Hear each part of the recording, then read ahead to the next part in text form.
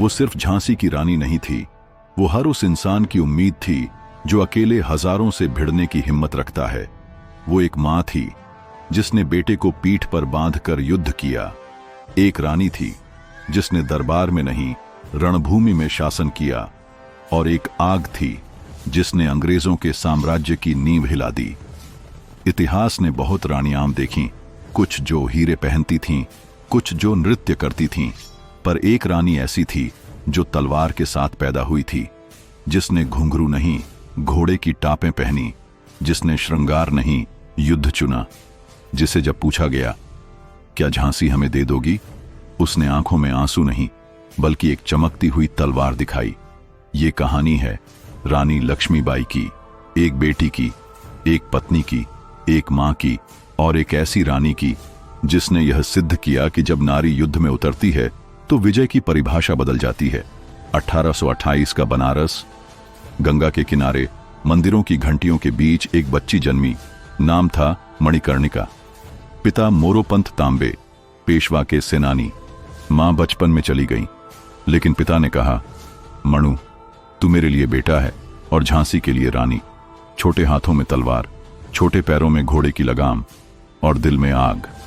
14 साल की उम्र में झांसी की महारानी बनी लक्ष्मीबाई। एक महल, एक सिंहासन, एक ताज। पर वो ताज उसके लिए आभूषण नहीं, एक जिम्मेदारी था।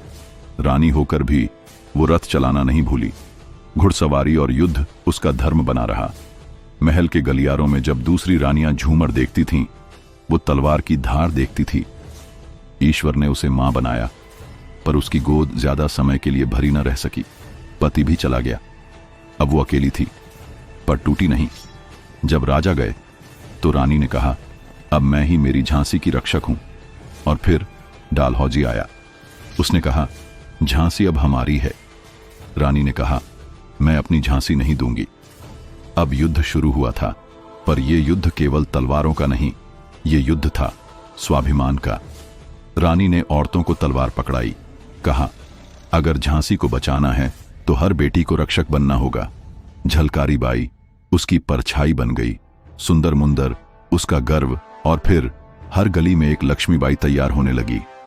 1857 झांसी का किला घिर गया। अंग्रेज सोचते थे रानी डर जाएगी, पर उन्होंने देखा एक मां पीठ पर बेटा बांधकर युद्ध कर रही थी। 21 दिन धुएं, गोलियों और खून की बारिश में झांसी झुकी नहीं। हर वार में, हर चीख में, हर लहू की बूंद में जय भवानी गूंजती रही।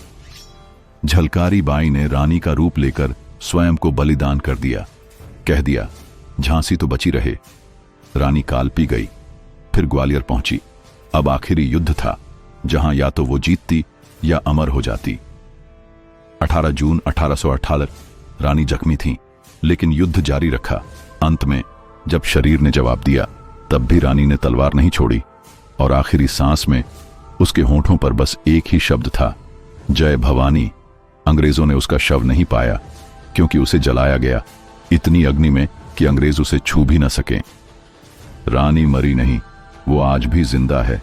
हर उस औरत में जो अन्याय के खिलाफ खड़ी होती है, हर उस इंसान में जो डर के आगे खड़ा होता है, हर उस मां में जो बेटे को नहीं, आत्मबल को जन्म देती है। वो सिर्फ झांसी की रानी नहीं थी, वो क्रांति की पहली चिंगारी थी। अगर ये कहानी आपके दिल को छू गई, तो इसे हर उस लड़की तक पहुंचाओ जो अपने भीतर की लक्ष्मीबाई को जगाना चाहती है, क्योंकि कहानियां सिर्फ सुनी नहीं जाती, जी जाती हैं। लाइक करो, कमेंट में जय झांसी लिखो और सब्सक्राइब करो, क्योंकि अब वक्त आ गया है इतिहास को फिर से आग में लिखने का। The story teller.